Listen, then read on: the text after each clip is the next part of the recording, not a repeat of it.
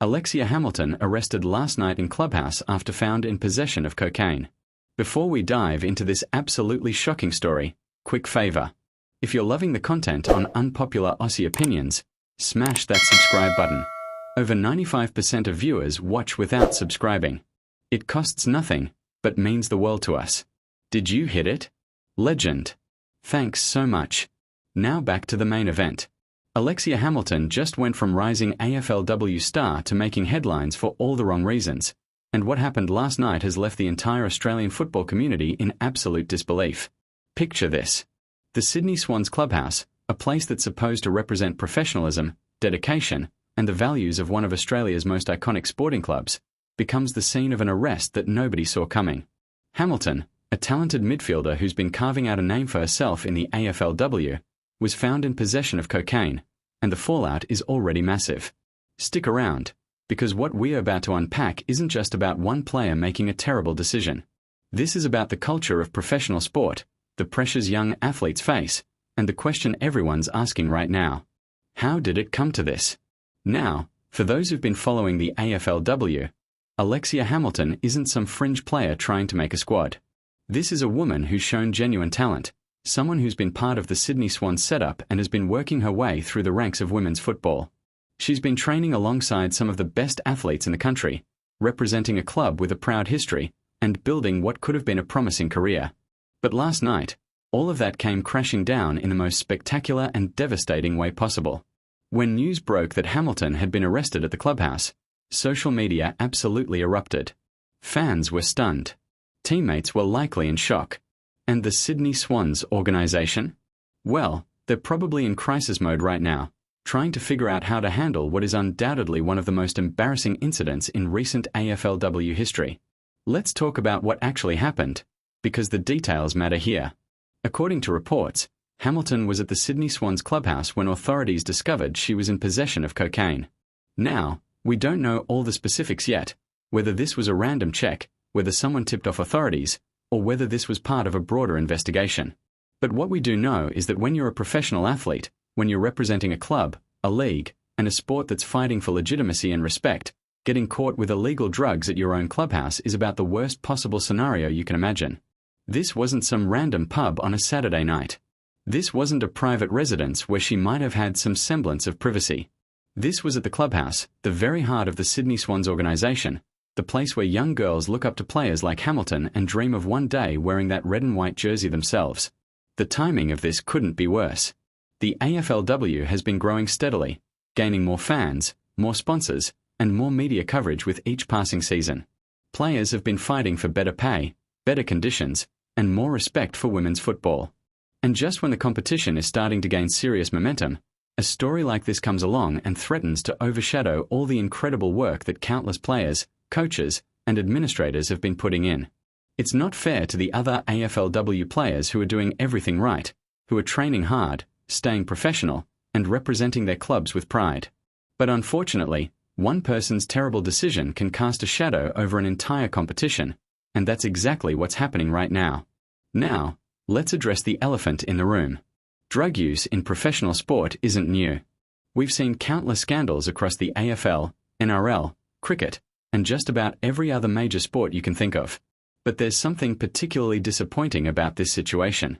Alexia Hamilton had opportunities that thousands of young women would kill for. She had the platform, the support system, and the resources to succeed. The AFLW might not pay what the men's competition does, but players still have access to welfare programs, mental health support, and professional guidance. So when someone in that position makes the choice to possess illegal drugs, especially at the clubhouse, it raises serious questions. Was this a one-time mistake? Has this been going on for a while? And perhaps most importantly, were there warning signs that the club missed? The Sydney Swans are now in an incredibly difficult position.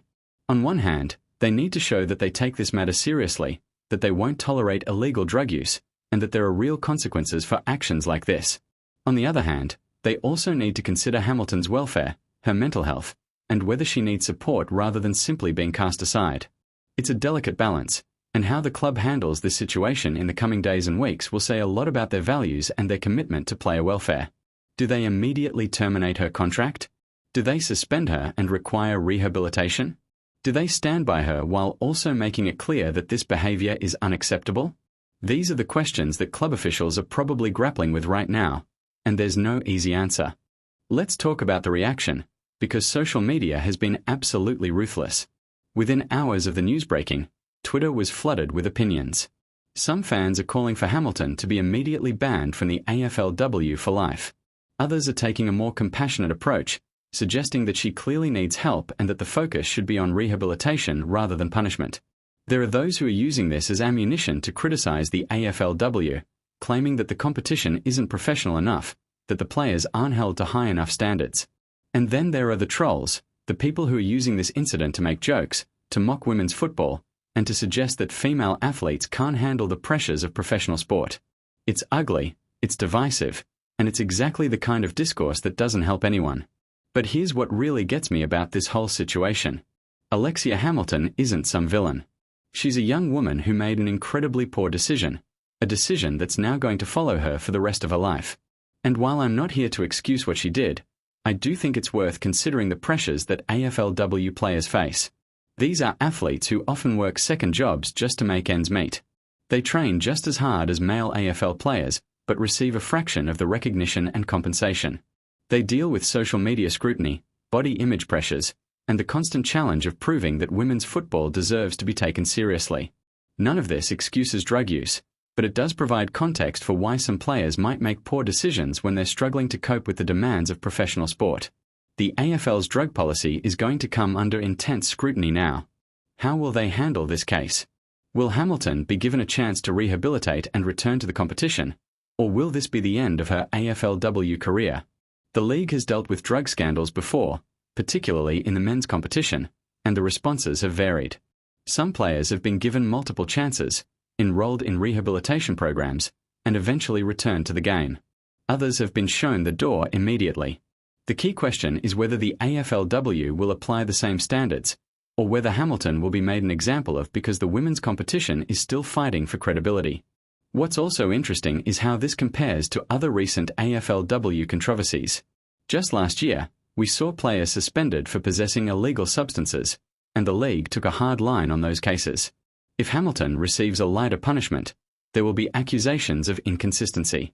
If she receives a harsher punishment, there will be questions about whether she's being made a scapegoat. The AFL can't win here, and that's precisely why drug scandals are so damaging to professional sports. They create no-win situations where any decision the league makes will be criticized by someone. And let's not forget about Hamilton's teammates.